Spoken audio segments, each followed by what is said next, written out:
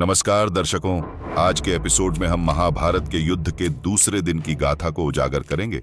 जैसे कि पहले दिन आपने देखा, युद्ध के मैदान में वीरता और रणनीति का भरपूर प्रदर्शन हुआ।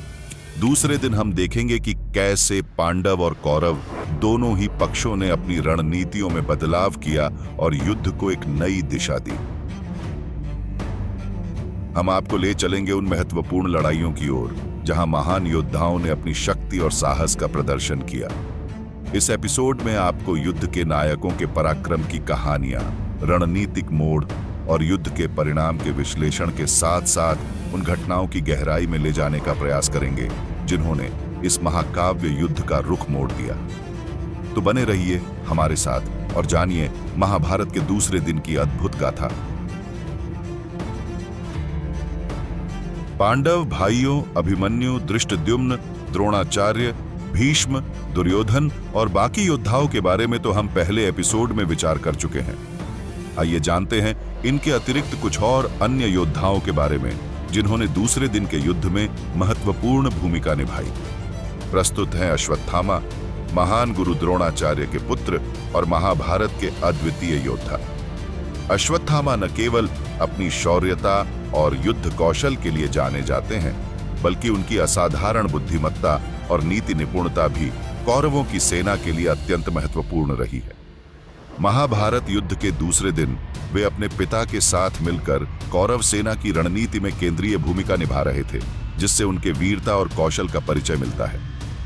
लक्ष्मण कुमार महाभारत में दुर्योधन के पुत्र के रूप में उल्लेखित एक युवा और उत्साही योद्धा थे जिन्होंने कौरव सेना का प्रतिनिधित्व किया।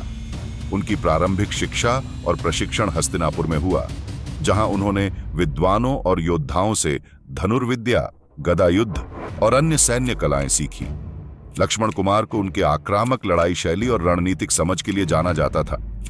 महाभारत के युद्ध के दूसरे दिन पांडवों ने विशेष युद्ध व्यूह रचना की, जिसे क्रौंच व्यूह कहा जाता है।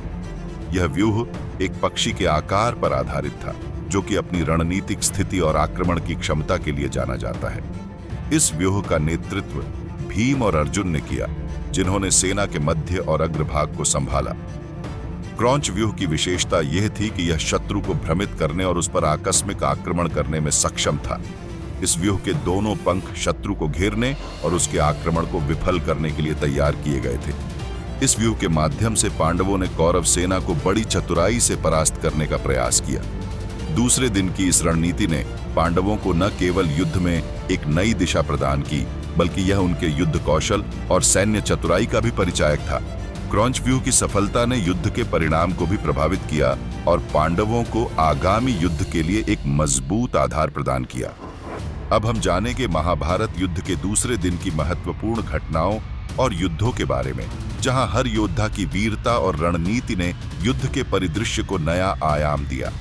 जानिए कैसे इस दिन की लड़ाइयों ने महाभारत के इतिहास में अपनी छाप छोड़ी। महाभारत युद्ध के दूसरे दिन एक तनावपूर्ण और उत्तेजित दृश्य उन्मुक्त हुआ, जब अर्जुन ने भीष्म के भयंकर खतरे को पहचानते हुए श्री कृष्ण से अनुरोध किया कि वे अपने रथ को कुरु पितामह की ओर मोड़ें। अर्जुन की चिंता स्पष्ट थी। उसे डर था कि भीष्म की अद्वितीय युद्ध क्षमता और दृढ़ संकल्प पांडव सेना को दुर्योधन के लाभ के लिए नष्ट कर सकती है। युद्ध भूमि पर वातावरण नाटकीय था। श्री कृष्ण ने अपने रथ को युद्ध के केंद्र में निर्देशित किया। जैसे ही वे निकट आए, अर्जुन कई कौरव योद्धाओं जैसे द्रोण, कृपा, शल्य और प्रतिशोधी दुर्योधन द्वारा आक्रमणों की एक आंधी में घिर गए, जो सभी भीष्म के कुशल नेतृत्व में एकजुट हुए थे। युद्ध तेजी से बढ़ा, जिसमें प्रत्येक योद्धा घातक प्रहार कर रहे थे। अर्जुन इस हमले से विचलित हुए बिना अपने धनुष गांडीव से मृत्यु के गीत गाते हुए तीरों की बौछार करते रहे। घायल होने के बावजूद अर्जुन ने बहादुरी से लड़ाई लड़ी और अपने तीरों की बौछार से भीष्म, कृपा, द्रोण, विकर्ण और दुर्योधन को निशाना बनाया। सात्यकी और विराट जैसे सहयोगियों के समर्थन से अर्जुन ने द्रोण और भीष्म की सेना के खिलाफ युद्ध जारी रखा। जैसे ही भीष्म और अर्जुन आपस में भिड़े, उनकी सेनाएं अपने दुश्मनों को हराने के लिए विभिन्न हथियारों का उपयोग करते हुए क्रूर हाथों हाथ युद्ध में लगी रही। युद्ध के मैदान में अर्जुन और भीष्म के बीच हुई द्वंद्व युद्ध ने विनाश का नृत्य प्रस्तुत किया। अर्जुन के प्रत्येक आघात का भीष्म ने दृढ़ता से सामना किया। तीरों की ऐसी बौछार की गई जो मृत्यु का जाल प्रतीत होती थी। उनकी लड़ाई की तीव्रता ने दर्शकों को प्रशंसा और भय से भर दिया, क्योंकि कोई भी योद्धा जमीन नहीं छोड़ रहा था। अर्जुन ने सत्यकी, विराट और भीम के साथ आगे बढ़कर भीष्म पर और अधिक दबाव डाला। कुरु पितामह अटल और अविचलित अर्जुन के हर प्रहार का जवाब दिया। उनके बीच की लड़ाई तीव्रता से बढ़ती गई। दिन के अंत तक अर्जुन और भीष्म के बीच की लड़ाई निर्णायक नहीं हुई। दोनों योद्धाओं ने ऐसे करतब दिखाए जो युगों तक चर्चित रहेंगे। इस युद्ध दृश्य ने न केवल उनकी शक्ति का प्रदर्शन किया, बल्कि महाभारत के नायकों की अटूट आत्मा को भी दर्शाया, जिन्होंने भारी बाधाओं का सामना करते हुए असाधारण बहादुरी और कौशल प्रदर्शित किया। महाभारत युद्ध के दूसरे दिन के निर्णायक युद्ध में जहां एक ओर अनुभवी योद्धा और गुरु द्रोणाचार्य थे, वहीं दूसरी ओर पांचाल के राजकुमार धृष्टद्युम्न थे। द्रोण ने विभिन्न प्रकार के बाणों से युद्ध की शुरुआत की और पहले धृष्टद्युम्न के सारथी को घायल कर दिया और राजकुमार के 4 घोड़ों को अक्षम कर दिया, जिससे उनकी युद्ध भूमि पर गतिशीलता प्रभावित हुई। प्रतिशोध में राजकुमार ने द्रोण पर 9 तीखे बाणों से प्रहार किया। फिर भी अपने उत्कृष्ट धनुर्विद्या कौशल से द्रोण ने धृष्टद्युम्न पर बाणों की वर्षा की और उन्हें अभिभूत कर दिया। द्रोण ने एक शक्तिशाली बाण उठाया, जिसे मृत्यु की छड़ी के समान माना गया, जिससे युद्ध भूमि पर भय की लहर दौड़ गई। लेकिन धृष्टद्युम्न अडिग खड़े रहे और उस घातक बाण को अपनी मृत्यु की ओर आते देखकर काट दिया।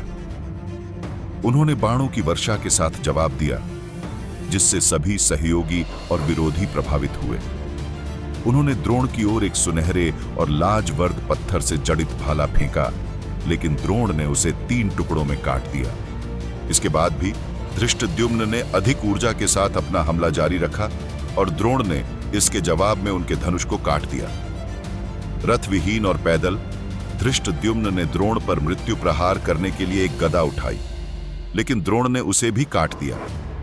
इस महत्वपूर्ण क्षण में भीम ने धृष्टद्युम्न का समर्थन करने की आवश्यकता महसूस करते हुए द्रोण पर 7 तेज तीरों के साथ हमला किया और राजकुमार को दूसरे रथ में बचाने में मदद की।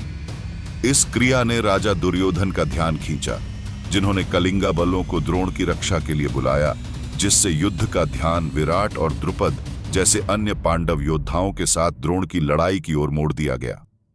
इस घमासान लड़ाई ने महाभारत युद्ध की गहराई और व्यक्तिगत प्रतिस्पर्धाओं की तीव्रता को उजागर किया। खून से लथपथ और युद्ध के अवशेषों से बिखरा हुआ युद्ध क्षेत्र भीम की क्रूरता का गवाह था। जैसे ही भीम दृढ़ रहे, भीष्म ने उन्हें सीधे चुनौती देते हुए मैदान में प्रवेश किया। भीम और उनके सहयोगियों, जिनमें सात्यकी और धृष्टद्युम्न भी शामिल थे, ने भीष्म को घेर लिया और उन पर तीरों की बौछार कर दी। भीष्म भीम के रथ को निष्क्रिय करते हुए उग्र होकर लौटे। निडर होकर भीम घोड़े से उतरे और पैदल ही लड़ाई जारी रखी। उनकी वीरता बरकरार रही।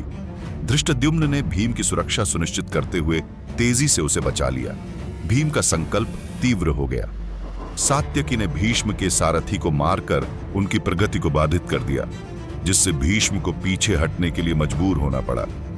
भीष्म के चले जाने के बाद प्रतिशोध की भावना से भरे भीम ने कलिंग सेना को तबाह कर दिया और नरसंहार के बीच विजयी रहे। अपने सहयोगियों के साथ फिर से जुड़कर भीम को एक नायक के रूप में सम्मानित किया गया। साथ मिलकर वे आगे बढ़ने के लिए तैयार थे। उनका हौसला अडिग था। जो लड़ाई चल रही थी उसमें आगे आने वाली किसी भी चुनौती का सामना करने के लिए तैयार थे। जैसे ही दिन का पहला भाग समाप्त हुआ, युद्ध क्षेत्र में तबाही का दौर जारी रहा, जिसमें रथ, हाथी, घोड़े और सैनिक विनष्ट होते गए। इसी बीच पांचाल के राजकुमार धृष्टद्युम्न ने 3 विशाल रथी योद्धाओं, द्रोण के पुत्र अश्वत्थामा, शल्य और कृपाचार्य से युद्ध करने का संकल्प लिया। उन्होंने सटीक तीरों से अश्वत्थामा के विश्वविख्यात घोड़ों को गिरा दिया। जब अश्वत्थामा के पास अपना रथ नहीं रहे, तो उन्होंने शल्य के रथ पर चढ़कर धृष्टद्युम्न पर तीरों की बौछार कर दी।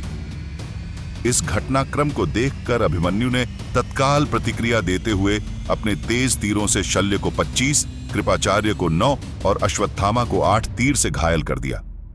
फिर भी अश्वत्थामा ने अभिमन्यु को अनेक पंखों वाले तीरों से प्रहार किया। शल्य ने उसे 12 और कृपाचार्य ने 3 धारदार तीरों से घायल किया। धन्यवाद।